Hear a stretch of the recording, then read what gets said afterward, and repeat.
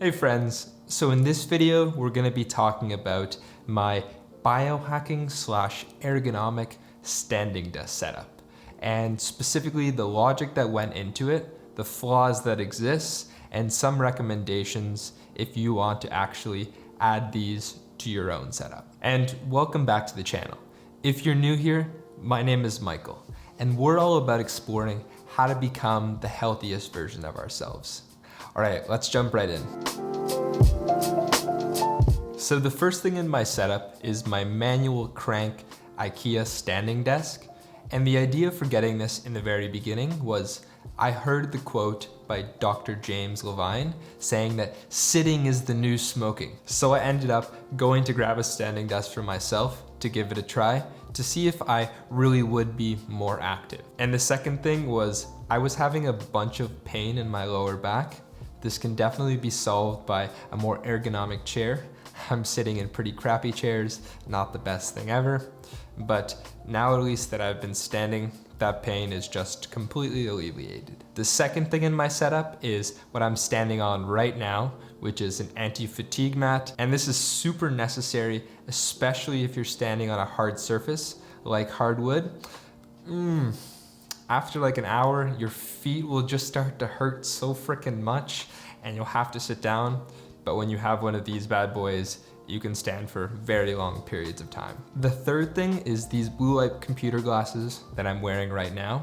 So when I'm staring at the screen for very long periods of time, it ensures that I don't get any eye fatigue and headaches. Then we got this grounding mat right here. I know a lot of you are gonna be like, this is woo-woo. I'm not even gonna explain myself. I'm just gonna link stuff down below. Check out the documentary, check out a bit of the research.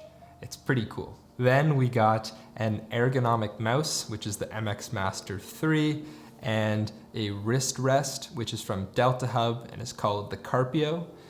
I was finding personally that my wrist was starting to get a ton of pain from using a trackpad. When I got these things though, thankfully it went away as well. I really don't know why it was happening. I'm imagining because I was moving my wrists like this a bunch, but now at least I have this wrist support, and this specific wrist rest is a game changer because it'll actually move around with your hand as you're moving the mouse around, whereas other ones are kind of just in a fixed position. And then we have my 27-inch monitor, which is propped up to eye height to ensure that I'm looking straight instead of down for the entire day. I really want to try to improve my posture as much as possible. I've already been finding that my neck has been moving forward and my shoulders are curled in, so I'm actively trying to improve that as much as possible. Also, I'm gonna pause the video here for 1 second. If you're enjoying the video so far, please like and subscribe down below. I'd really appreciate it. All right, let's keep going. All right, so the recommendations. If you're gonna go out and give this a try for yourself, which I highly recommend you doing, there's pretty good return policies on these. So what I would say is go grab one, try it out, and if you don't like it, at the end of the day, you can return it. Yes, maybe you might waste a little bit of your time, but at least you tried. If you end up going to do that, I would recommend Ergonomic. I have heard a bunch of great stuff from them. That's where I'm gonna be going for my next standing desk, and my anti-fatigue mat is from them as well, so the quality of their stuff is quite good. The next one would be, as I mentioned before, ensure that you get a motorized version. Again, this bad boy is lovely, but it can really get annoying. Also, try to make sure you get one with presets, that at least you have one for sitting and for standing, so you don't have to hit the button and try to get to the perfect level every single time. That's just additional friction, and let's make our life as easy as possible. And the last thing is to get an anti-fatigue mat, which I'm standing on right now, as I mentioned, and you can either get one from Ergonomic, which I personally have enjoyed, but honestly, if I was to do it again, I would get the one from Ergo. It just, 1, looks cooler, 2, you can stretch your feet on it and your ankles, which I love, and also you can stretch out and roll out the bottom of your feet, which usually I get really tight in that area, so I think there's just more upsides for that specific one. And I'll link both of them down below if you want to go check those out.